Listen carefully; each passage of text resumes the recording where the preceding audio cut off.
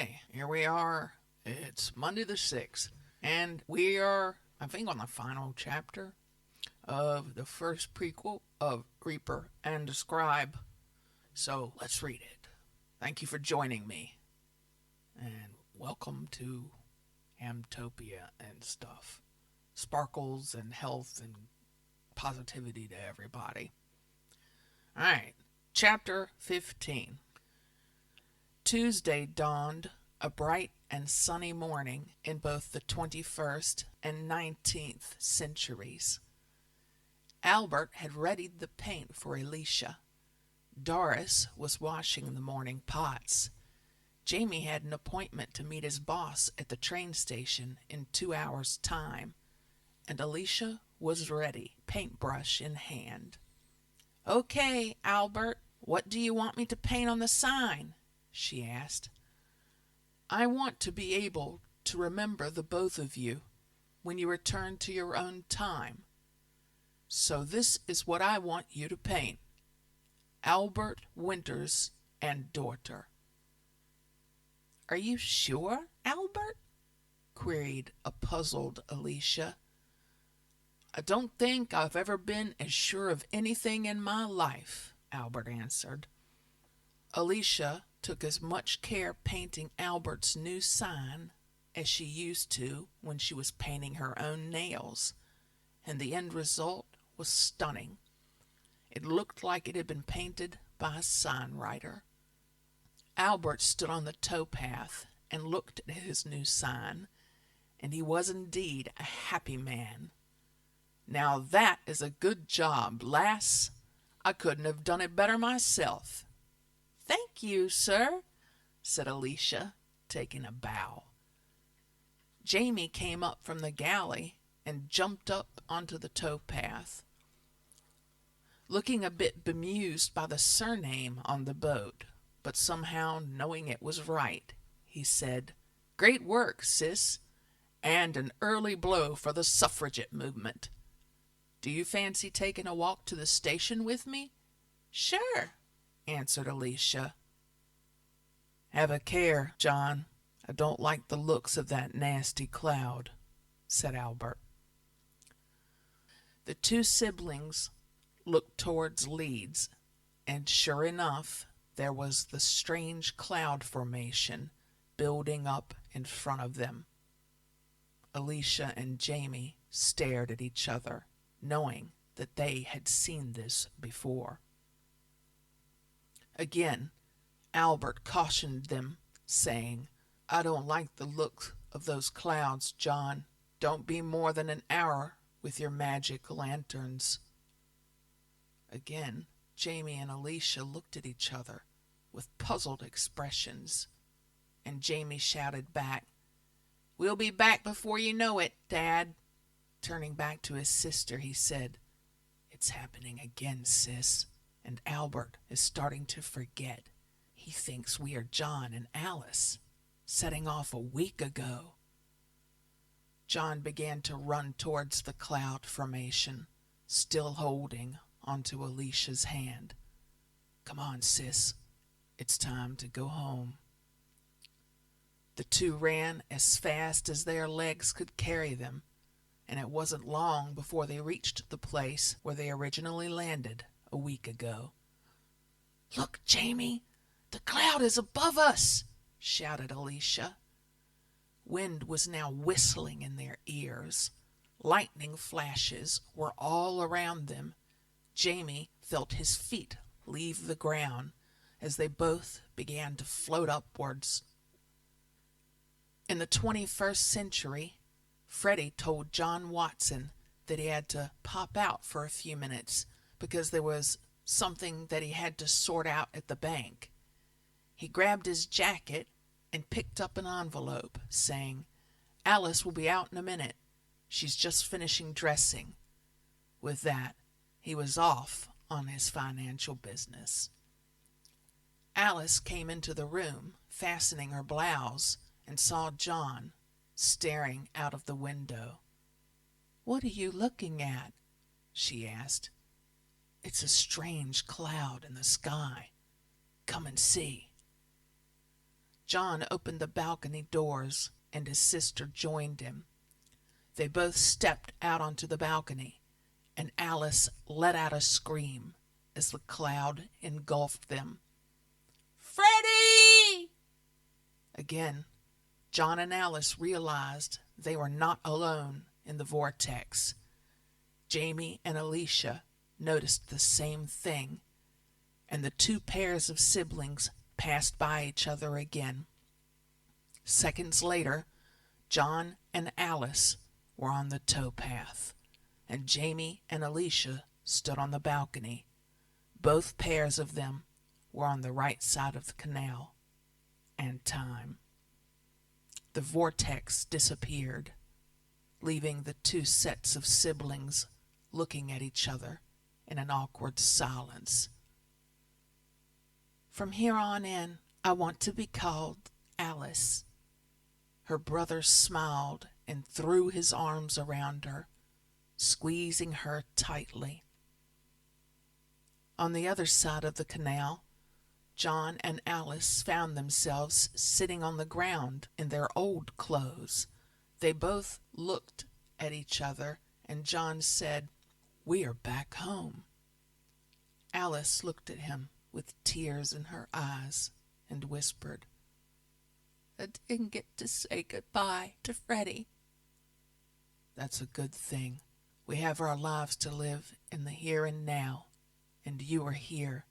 You will be seeing him again. Of this I have no doubt." "He will always be in my heart, and there we will be together forever." And then another thought came into her mind, the thought of her Mam and Dad. At the top of her voice, she shouted, "Mam and Dad! Come on, John, let's go home." "You go home, sis. I'm going to the train station." "Why?" I'm not quite sure, but something tells me I will find out there." "Okay, John, I'm going home. I will see you there." With those words, John walked off towards the train station, and Alice shot down the canal towpath as fast as her tiny feet could carry her. As she arrived at the barge, the first member of the family she saw was Toby, whose ears flicked forward when he saw her. She wrapped her arms around his mane and kissed him on the side of his head. Toby whinnied with approval. She then ran to the stern of the barge, shouting, "Mother!" At this point, she stopped dead on her feet as she caught sight of the new sign. It read, "Albert Winters and daughter." Albert appeared on deck with outstretched arms and the widest of all smiles on his face. "Dad!" screamed Alice as she buried her slight self into his loving arms. "We are back, Dad! We have been in the future! I've missed you so much! What does the new sign mean? Where's Mam?" Albert laughed heartily. "One question at a time, lass," he said with a smile. "While you were gone for your look around Leeds, your mother and I made some changes. How do you feel about taking your brother's place and getting more involved in the running of the barge?" "Dad, I would love that. But what if you find this gentleman you were so keen on finding?" "I'm not looking anymore, Dad. My life is fulfilled, and I am happy to stay as I am." "Well, that's settled then. You are now my partner. Your brother will be learning to become an engineer. Has he gone to the station?" "Yes. How did you know that?" "I just did," was Albert's reply. At this point in the conversation, Doris had come up from below. She grabbed Alice and gave her a big squeeze. "Hello, Alice, my little angel. Hello, Mam. I've missed you so much." "We have missed you too, Alice. Now, come below and tell me all about it while I put the kettle on." Albert took a large toke on his pipe and felt somewhat relieved that his daughter and son were back, though his memories of the previous week were beginning to fade as if in a dream. He knew his new sign would keep him moving towards a destiny that had been set up for him by relatives from the future. One thought that would never fade was, don't fight the future. Accept it with open arms and pull coal boats behind you. Once Doris and Alice were comfortable downstairs, mother and daughter discussed the previous week's events. It was all clear in my head a minute or two ago, but it's fading, and there's a lot I cannot seem to remember. But one thing I will never forget is Freddie Chambers. Do you mean that tall boy you used to play with as a child? Asked Doris. In a way, I think I do. But it would be hard for you to understand. But like I told my dad, I am no longer looking for a man in this life, because as a woman, I am now fulfilled, she said, with a small tear in her eye. Doris just put her arms around her once more as the memory of Alicia faded fully from her mind, and thoughts of Alice never having left replaced it. There is one thing, though, ma'am. My tummy feels strange. It is as though Freddie is still with me. Does that sound silly? Doris looked at Alice and lifted her face by gently raising her chin with her hand. You said you were a fulfilled woman? I think in a few months Albert will have his grandchild he was so looking forward to. Alice's eyes widened fully as she put her hands over her mouth and whispered, Do you mean a baby? Doris smiled and nodded her head. Alice danced around the little room, hand in hand with her smiling mother. And out of breath, Doris then said, Whew, that's enough dancing, Alice. Your father will be wondering where his pot of tea is.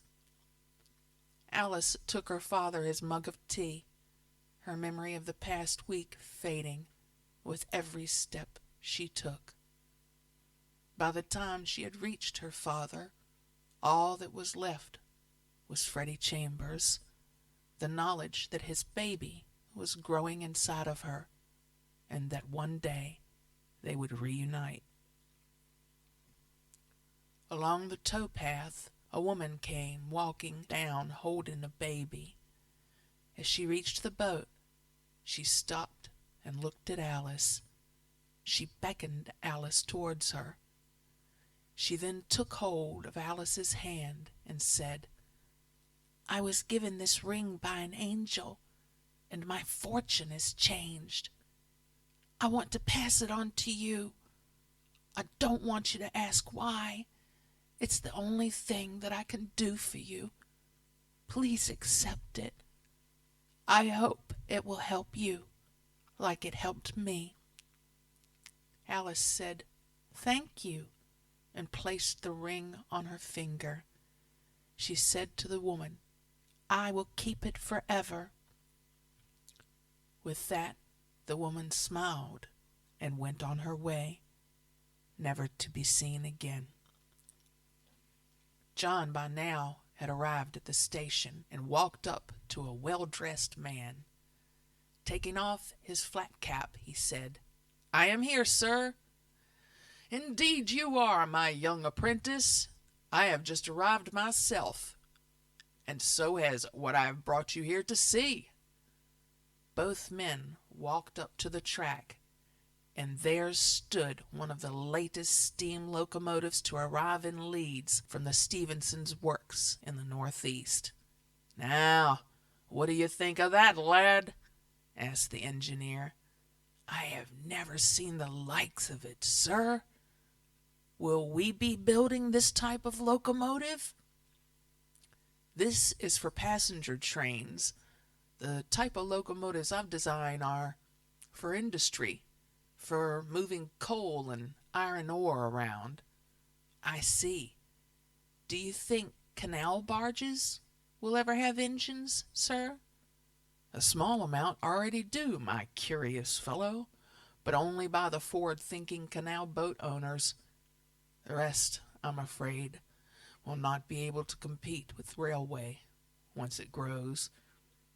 One day, I will build a steam engine small enough to fit in my dad's boat.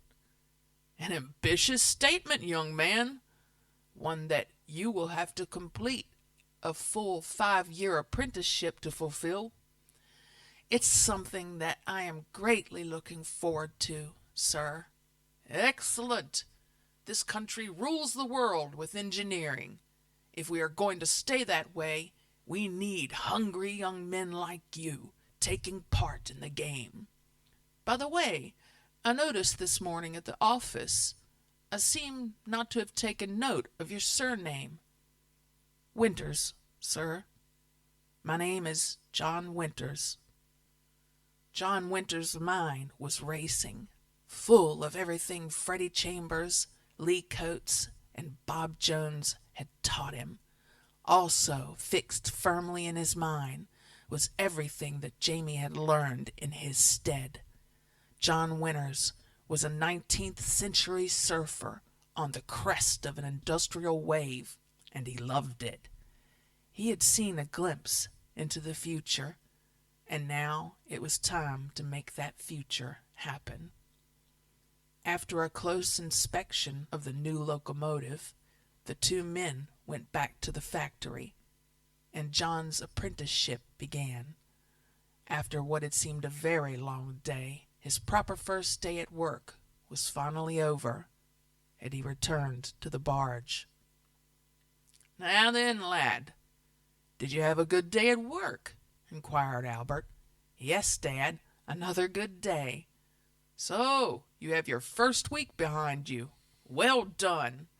"Thank you, Dad." "Well, Alice, how was your first week working properly on the barge?" asked John. "It was easy.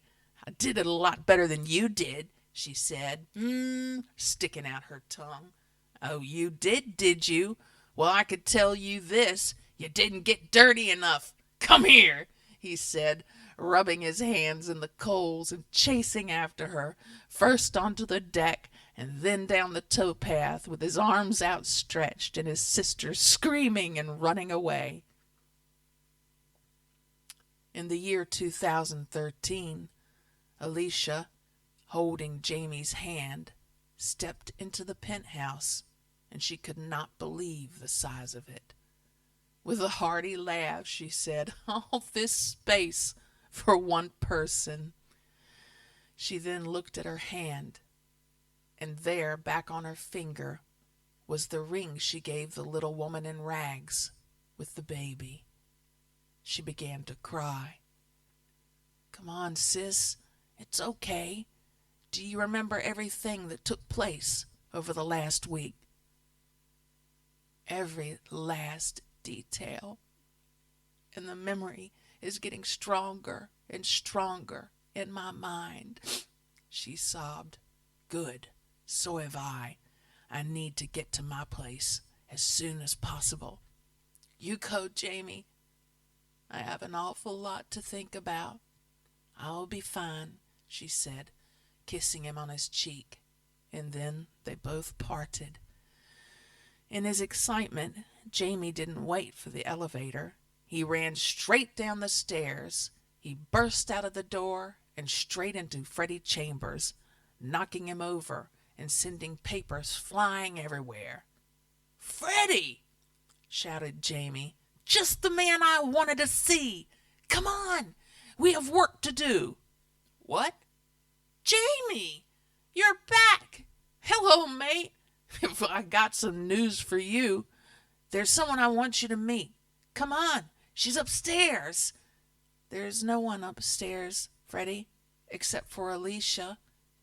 Who is it that you want me to meet? The impact of his friend being back in this century suddenly hit Freddie. So, if you two are back here, I guess John and Alice are back in the 19th century? Safe and sound, and back in their own time, affirmed Jamie. Freddie hung his head and said, "Nobody. I have just remembered. You probably know of them already. So, what's so important that we have to go right now? Come on, and I'll show you," replied Jamie, grabbing Freddie by his shoulders. "I'm so glad to see you again." Once in the car, Jamie looked at Freddie and reiterated, "It's great to see you, pal. What a week I have had. If you have followed my instructions, I suppose your week will have been quite boring and kind of weird." Weird is one way to describe it. Educational is another, but wondrous is perhaps the best way of describing it.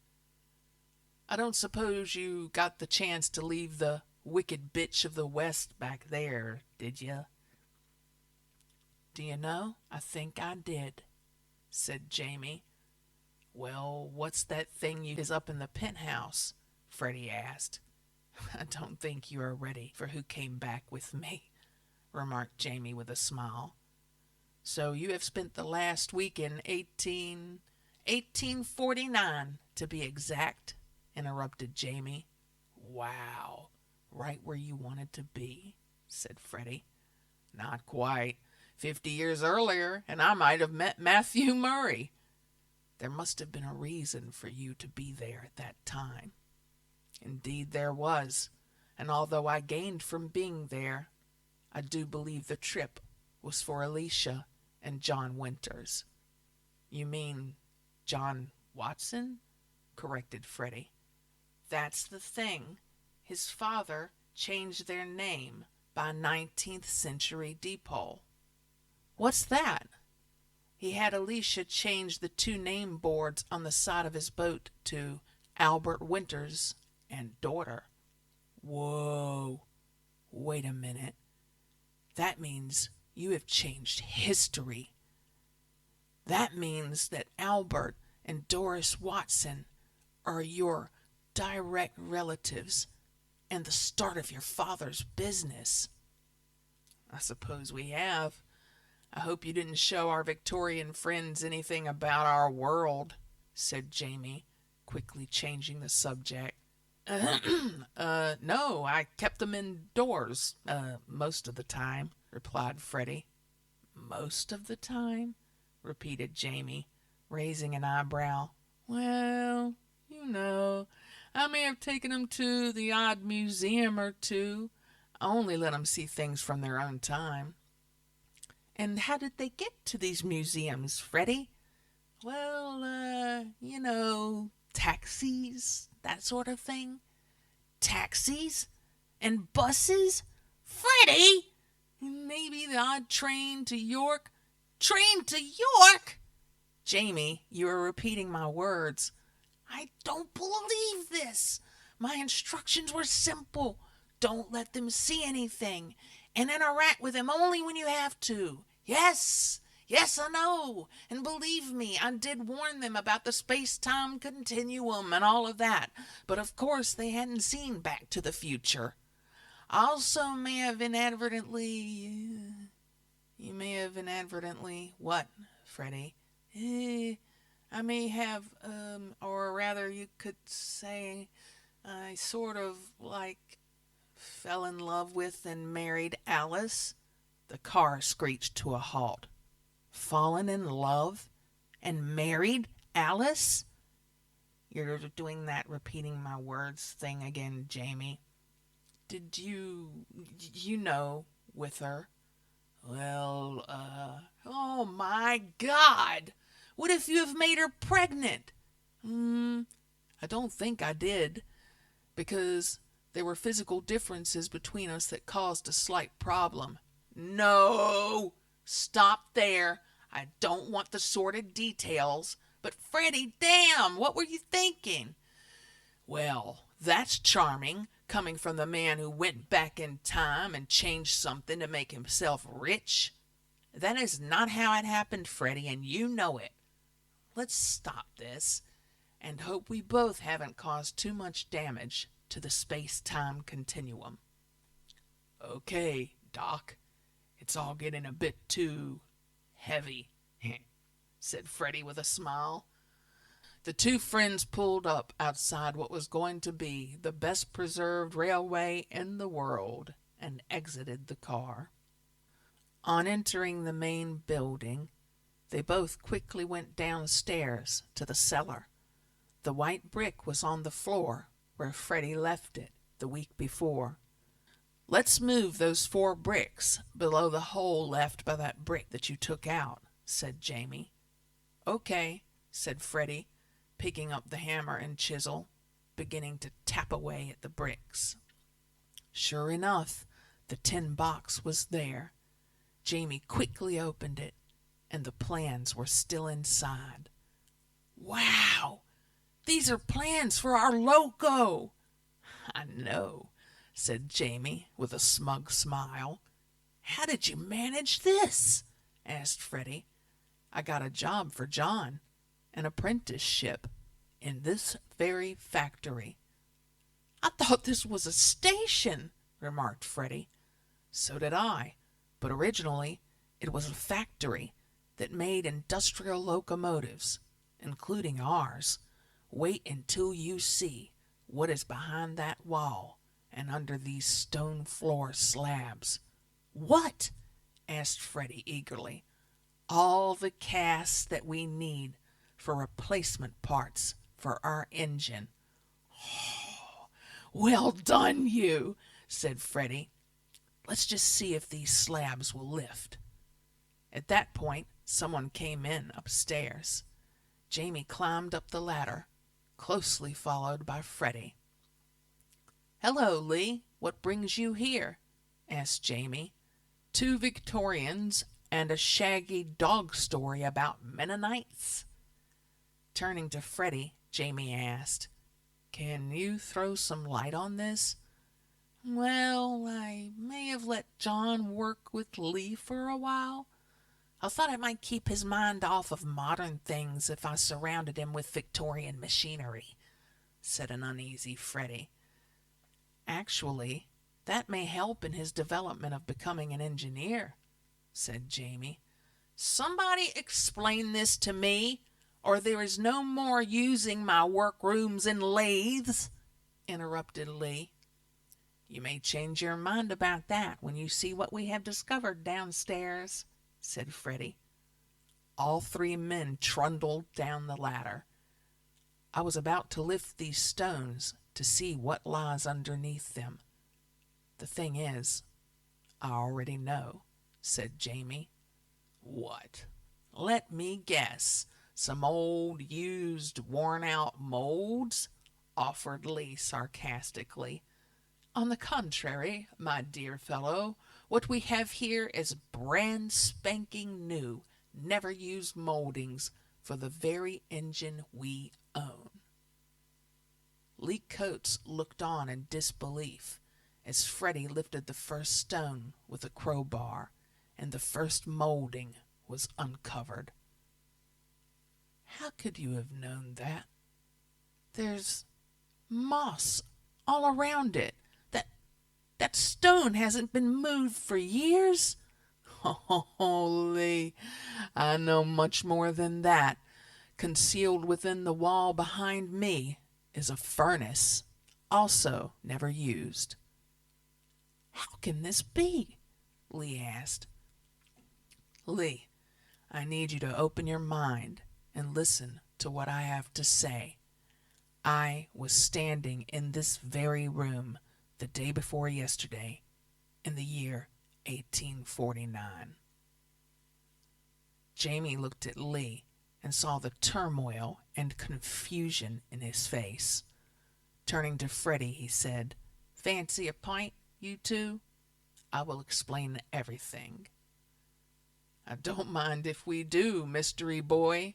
We have a lot to discuss, answered Freddie. The three friends walked to the railway public house, and the strangest afternoon conversation that had ever taken place between these three friends took place. Alicia took a look around the spacious penthouse that was for her alone. She knew there were people living in overcrowded houses, and even people living on the streets. Up until now, she had never given them a second's thought. Up until a week ago, she lived on planet Alicia and didn't give a damn about anybody else but herself. She just stood, staring at her opulent surroundings, thinking of how shallow her life really was. She now knew what life was, and she had experienced motherly love for the first time in her pathetic, useless existence. She was too emotional to do anything right then. She needed a plan of action. What she needed most of all was for her head to clear for what she had to do. There was a lot to put right, but she had the time to do it. Her ponderings took up all of the afternoon and most of the evening, and now it was time for bed. One part of her sumptuous apartment that she still liked was the bedroom. Before bed, she removed her slightly uncomfortable 21st century clothing and took a bath. Whilst bathing, she noticed the dark stain of coal dust under her nails. She remembered saying how Albert and Doris's daughter smelled and how bad her hygiene was. This made her sad.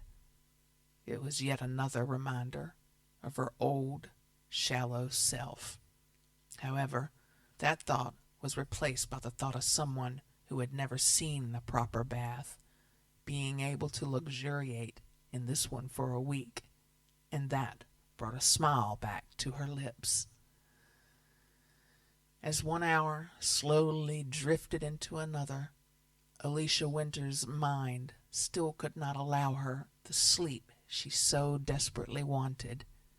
She was going over in fine detail the events of the past week, the week that had started so ordinary by her standards at least. This made her very sure of what to do next. Indeed, things were going to be different for her and for her family. Things would never be the same again. As she finally drifted into slumber, her dreams took her to the people and deeds that she would put right as she relived the past joyful 7 days. Today was Wednesday. It was 9 a.m., and the first act of the rest of this young girl's life was taking place. She was at the solicitor's office, filling in the papers of depot to officially change her name from Alicia to Alice Winters. She took the document from her solicitor and signed it again in her new name. It was verified at another solicitor's office, and her first job was done. Next, she made her way to Beecroft and Dunn, the estate agent from whom her father had purchased her the penthouse. As the old door clicked against the brass bell, everyone inside felt a sense of impending doom as Cruella de Bitch walked in. Alice, as she was now called, was the last person they expected to walk in, and her eyes widened as she saw Ian Steele sitting at his desk, indeed not having been replaced. "I can explain, Miss Winters," said a red-faced Graham Dunn. "I don't think there is any need for explanations, Mr. Dunn. It is quite clear to me that you must have thought I was some kind of spoilt bitch, and you were not going to take any notice of what I had said. Graham Dunn's necktie seemed to be choking him as he searched for the words to say to her, because all she had just said was true. Well, I intend to deal with this forthwith and apologize for my behavior. Mr. Dunn, you were right. I was a spoiled bitch. I most certainly should not have done what I did. Mr. Steele, you are the one I need to apologize to the most. Your patience is exemplary. How you kept your cool while I was being so rude to you is unbelievable. If the roles had been reversed, I would have slapped you so hard. So to you, I humbly apologize, and would like you to accept this small gift from me as a token of my appreciation for your excellent work. Alice handed over an envelope to Ian Steele, saying, Please open it when I leave. I do not want, nor do I deserve, a thank you. I just hope it goes some way towards patching things up between us. Mr. Beecroft, I am in need of an old factory building I can have redeveloped. It is to be rebuilt as a youth hostel where young people who are living on the streets can stay. Could I please leave that in your very capable hands? The larger the building, the better. Expense is no object. With that, she bid everyone a good day and left the building. Everybody in that office, from William Henry Beecroft right down to the young lad who ran errands, was amazed and agog as they all stared at the door swinging shut behind Miss Alice Winters. Then all eyes turned towards Ian Steele, who, still in disbelief, began to cut the top of the envelope with his letter opener.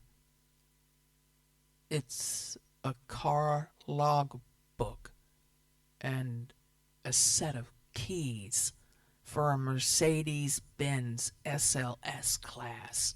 What? The convertible? Asked Graham Dunn. Yes, and it isn't even a year old, said Ian Steele. She might be a cow, but when she apologizes, she does it in style, observed Graham Dunn. Well, I would say apology accepted, said the young man as he ran out of the office to the awaiting 2013 Mercedes-Benz SLS class parked outside. As he looked around, he could not see Alice in order to thank her, so he pressed the button on the fob and opened the door to his new car and a more stable future. Alice was feeling a tad hungry because she had been in such a hurry that morning she had forgotten breakfast. She called into a cafe opposite the market on Vicar Lane. Once inside, she sat down and for the first time perused an ordinary cafe menu. The bald-headed man behind the counter said, "Hello there. It's nice to see you again." Alice looked confused and said, "You must be mistaken, sir. I've never been in here before." "But only last week you were here with a tall gentleman and a young lad." "Not me, I'm afraid," she said with a smile. "Wow! Well, all I can say is you have a double, miss. Now, what can I get you?" "What would you recommend?" "Now, that would depend on how hungry you are, miss. I can do everything from a belly-buster breakfast with 2 eggs, 4 rashers of bacon, 4 sausages, mushrooms, black pudding, tomatoes, beans, fried bread, toast, and tea." Alice gulped. "Right down to a bacon buddy." "I think I will have a bacon buddy, please. Oh, and a cup of tea." "Bacon buddy and tea coming up," said the cheery cafe owner. Alice sat back in her rather uncomfortable chair and wondered who this woman was that had looked like her. Then she thought, a woman who looked just like her, and a younger teenager. Could that have been Alice and John? Her thoughts were broken by the arrival of the hot bacon sandwich. It smelled divine, and Alice, just like her Victorian namesake, was about to indulge in a type of food she had never experienced before, a greasy bacon buddy. As she bit into that culinary delight, it sent her rather educated and posh taste buds into gastronomic meltdown. The cafe owner saw her expression and said, "You're eating that like you have never eaten one before." With part of her sandwich still in her mouth, she said, "It's wonderful." Then thought of what her instructor in etiquette would make of her talking with her mouth full at her finishing school in Switzerland, and a little chuckle came. After her breakfast, for reasons unbeknownst to her, she made her way to her father's main storage depot. This was a place she had never visited before, but she felt she had to go there before she met up with her parents.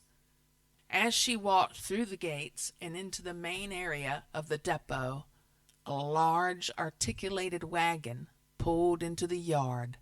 The massive truck came to a halt with the sound of its air brakes depressurizing. The driver's door swung open, and to Alice's amazement, her mother jumped from the cab to the ground, her face stained with oil and grime. As she landed, she looked at Alice and said, "Where were you this morning when I needed you?" Alice stared at the person standing in front of her, and in a disbelieving voice said, "Mother? Is that you?" "Of course it's me, you silly girl. You weren't around this morning when the driver rang in sick, and I wasn't about to let your poor father do it again. He works too hard as it is. But now you are here, can you take it to Warehouse 32 for me and have Jim unload it?" Okay," said Alice as she climbed the ladder into the cab and pulled away towards the warehouses. She began to chuckle and said out loud, "What am I doing? I can't drive a truck," as she put the juggernaut into second gear and drove straight to warehouse number 32. "How did I know where this warehouse is?" she said with a giggle. After reversing the truck perfectly into the loading bay, she shouted, "Jim, Bay 12, ready to unload." A voice from behind shouted back, "I'm on it, Alice." This made Alice stop in her tracks. What was going on?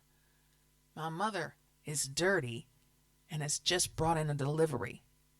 We both can drive a truck. But strangest of all, this guy Jim, whoever he is, knows my name is Alice." She made her way to the office. All the workers she passed said, "Good morning, Alice," and she replied to each one by name. How could this be? Once inside the main office, the secretary said, "Good morning, Alice. Your father is expecting you." "Thank you, Janet," said Alice, again looking puzzled. Once in her father's office, she made her way to his desk. "Ah, Princess, you are here." He stood up and gave her a kiss on her cheek. "Ha ha! So much for telling her off," said her mother with a smile. "You are late back from your holidays, but now that you are back, everything is okay."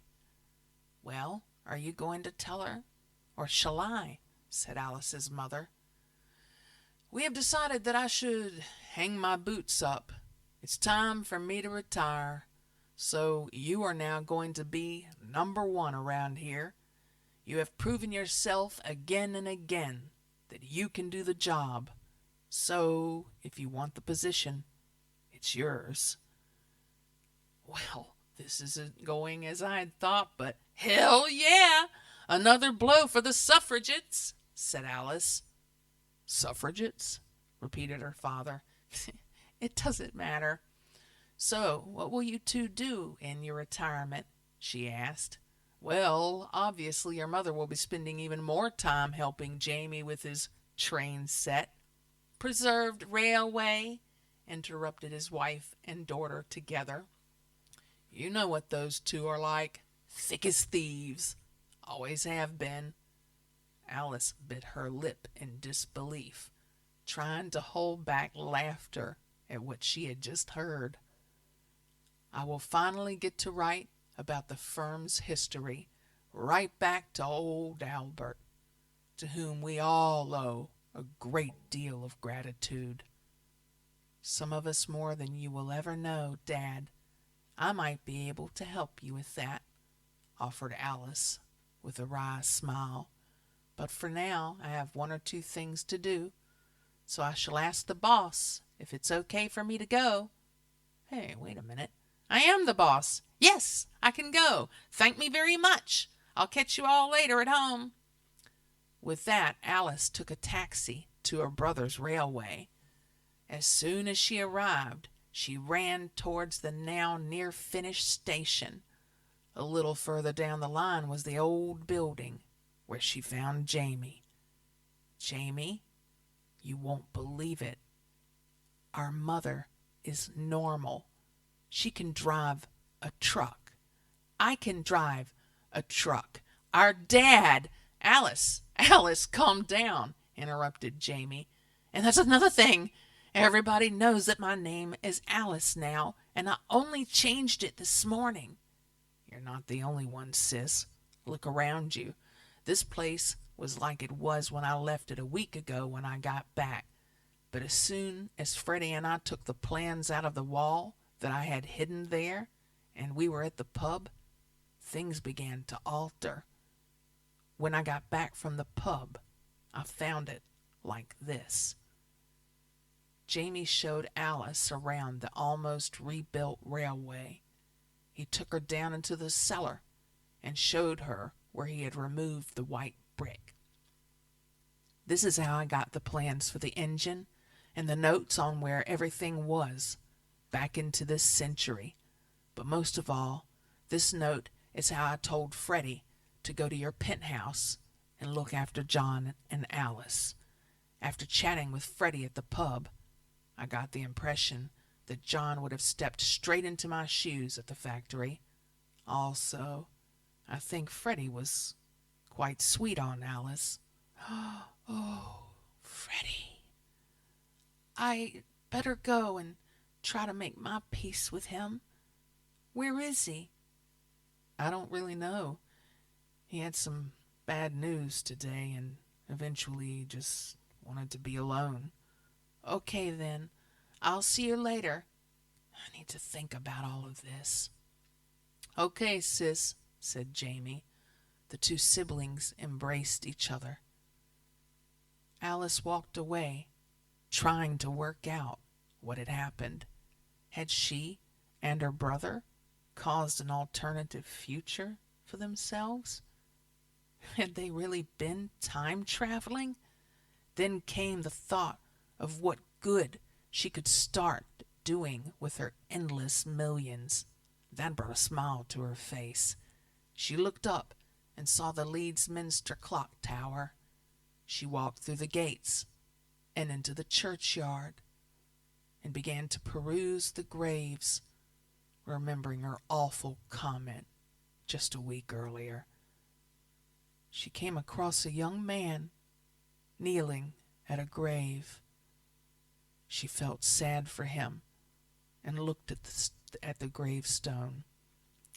A shiver went down her spine as she read, Winters. Albert Winters, 1800 to 1868. Beloved husband, father, and grandfather. Doris Winters, 1800 to 1870. Wife of the above. John Winters, 1829 to 1891, son. Alice Chambers Winters, 1821 to 1901, daughter. James Winters, 1843 to 1903, son. Freddie Chambers heard Alice as she caught her breath and turned around. Alice? Is that you? Upon hearing the once loathed friend of her brother's voice, something primeval stirred in her psyche. Blood started rushing through her veins. A myriad of memories came flooding back as if to chase the monster away that used to dwell within her. In that one definitive moment in time, Alicia was cast to the four winds, and Alice lived again, as surely as if she had risen from the grave itself. She felt reborn and was as giddy as a school child, and all of her thoughts had been overtaken by the most powerful feeling of love she had ever experienced. She took a deep breath and exclaimed, "Yes, my Freddie, I am here." Freddie jumped up from his squatting position, and tears of sadness were replaced with tears of joy. He took hold of Alice and lifted her from the ground, covering her face in kisses. Alice flung her arms around him and said, "I am here, my love," and kissed him passionately. "We will be together forever," said Freddie. Their embrace seemed to go on forever. They were young lovers at the dawn of their new life together.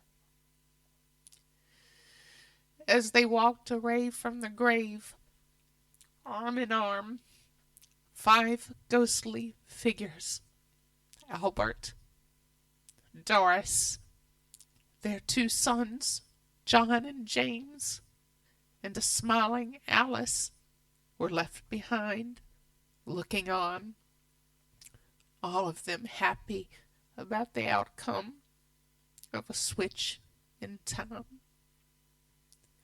Time waits for no one, and until death do we part, not so.